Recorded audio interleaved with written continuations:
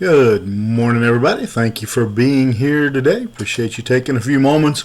If you will, like, share, comment on the post. And then if you would like, we will be in Genesis chapter number 21. We'll be looking at verses number 14 through 16.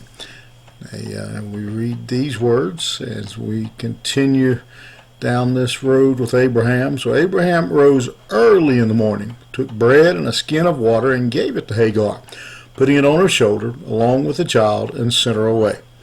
And she departed and wandered in the wilderness of Beersheba.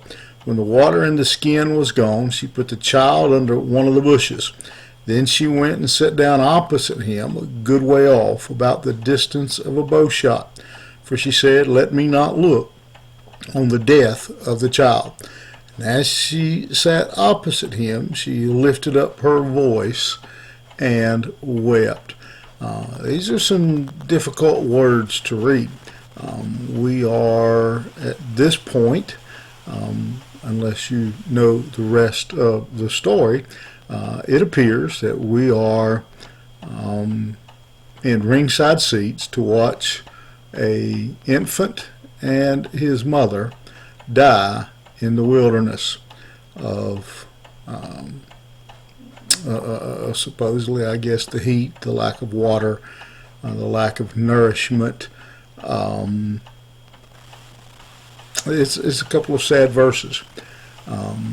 However, when we look at this verse, and we'll get to we'll go further in the story as we move through the chapter, but what I'd like for you to notice here is we see here the danger of again, all this boils down to comes back to Abraham and Sarah taking taking matters into their own hands. This is a result of their disobedience. This is a result of their personal conflict. What we see playing out here in these couple of verses, or what it appears to be happening, is the result, pure and simple, of man's disobedience, man's pride, man's impatience, man's failure to be obedient to what God has spoken, failure to believe what God has spoken.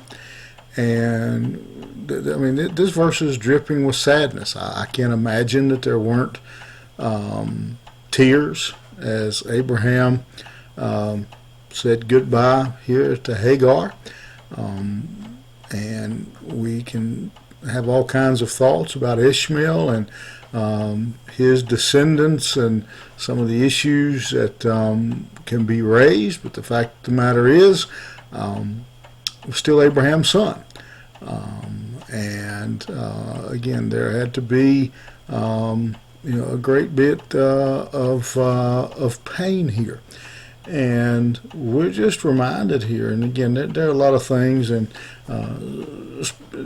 especially we take the whole story, but just by dropping in on these few verses, we are once again confronted with the danger, the damage that is caused by man's disobedience, by man's lack of faith, lack of trusting in the promises of God. As we see the separation, we see the pain, again, short of the intervention of God, and most of you know the story and know that God is going to intervene. But right here, it appears that again, short of the intervention of God, that a child is about to die, and quite likely his mother, there's a good chance she may not survive either.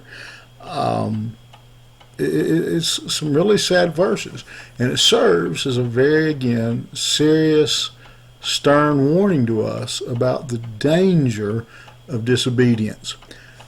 I'm positive that back when Abraham and Sarah were discussing and cooking up their plan for Abraham to go into the servant and have a child with the servant, because it didn't appear that God was moving on their timetable, maybe not going to move at all, that nobody ever thought that this day would come. We never do. We never think about the full consequences of our disobedience. Just reminds us again. And furthermore, I don't think even if they would have tried, if they would have even come to that point that day in that conversation, well, what could go wrong? They'd have never come up with this idea. They would have never believed it could have ever gotten to this point where you'd have a child dying in the wilderness.